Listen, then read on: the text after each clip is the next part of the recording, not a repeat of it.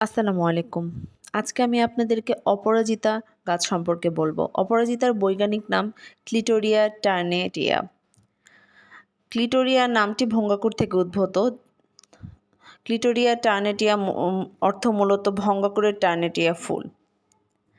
Polish প্রকৃতিবিদ Jacob brain ১৬৭৮ সালে এটির নামকরণ করেন। এটি মূলত ফ্যাবেসি প্রজাতির ফুল।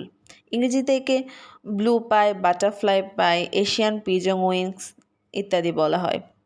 মালাক্কা দ্বীপ বা টার্নেট থেকে এটি সারা বিশ্বে ছড়িয়ে পড়ে বলে ধারণা করা হয়। এটি একটি বহুবর্ষজীবী ভেষজ উদ্ভিদ যার উপবৃত্তাকার ও স্থূল পাতা রয়েছে। এর সবচেয়ে আকর্ষণীয় বস্তু হচ্ছে এর ফুলের রং। এটি উজ্জ্বল, গভীর নীল, হলুদ, সাদা, গোলাপি ইত্যাদি রঙের হয়ে থাকে। অপরাজিতার মূলত অনেক উপকারিতা রয়েছে। অপরাজিতা ফুলের ফল হয় যা ৭ সেন্টিমিটার লম্বা। সমতল শুঁটির প্রতি শুঁটিতে ৬ থেকে ১০টি বীজ থাকে। এটি শোভাময় উদ্ভিদ হিসেবে অস্ট্রেলিয়ার কয়লা খনিতে পাওয়া যায়। আসসালামু আলাইকুম।